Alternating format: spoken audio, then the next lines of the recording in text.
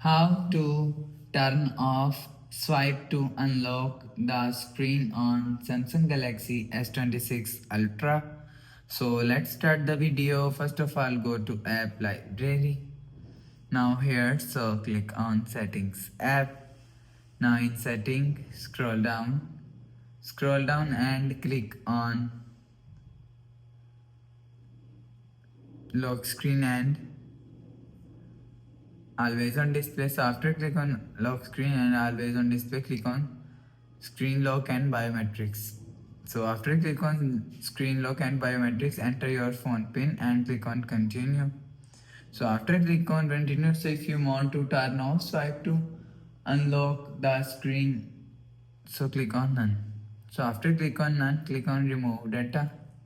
So after the process, go back to home screen, refresh phone and click power button and you will see.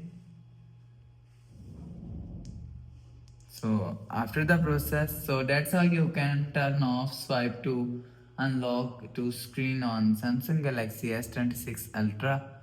So if you like the video, please subscribe. Thanks for watching.